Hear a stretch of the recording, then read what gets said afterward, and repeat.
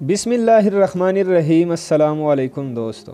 بھارتی دارالحکومت نئی دلی میں گزشتہ 24 فروری کو امریکی صدر ڈونلڈ ٹرمپ کے دورے کے دوران متنازع شہریت قانون کے خلاف مظاہرہ کرنے والے افراد پر تشدد اور حملوں سے ہونے والی ہلاکتوں پر دنیا بھر کے فنکاروں اور سیاستدانوں نے اظہار افسوس کیا تھا۔ نئی دلی میں اس وقت مذہبی فسادات پھوٹ پڑے تھے جب ہزاروں شہریوں نے ڈونلڈ ٹرمپ کے پہلے بھارتی دورے کے دوران متنازع شہریت قانون کے خلاف مظاہرے شروع کیے۔ بھارت میں متنازع شہریت قانون کے خلاف مظاہروں کا آغاز دسمبر 2019 میں ہوا اور تاحال بھارت میں اس قانون پر مظاہرے جاری ہیں۔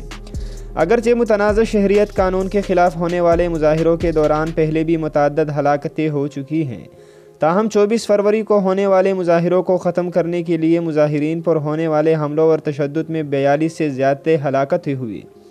دلی میں تاحال حالات کشیدہ ہیں اور 3 دن ہونے والے مذہبی فسادات میں 42 ہلاکتوں سمیت 200 کے قریب افراد زخمی بھی ہوئے اور ہلاک ہونے والوں میں زیادہ تر مسلمان تھے۔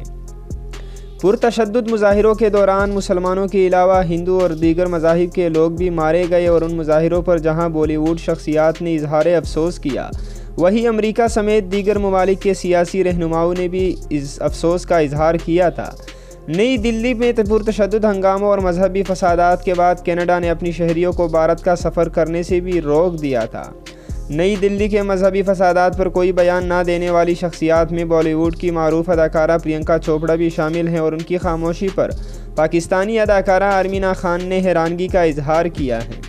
ارمینا خان نے ایک ٹویٹ میں پرینکا چوپڑا اور ان کے شوہر نک جونس کی بھارتی وزیر اعظم نریندر مودی سے ملاقات کی تصویر شیئر کرتے ہوئے لکھا کہ معروف اداکارہ نے تاحال نئی دلی فسادات پر کوئی بیان نہیں دیا ہے۔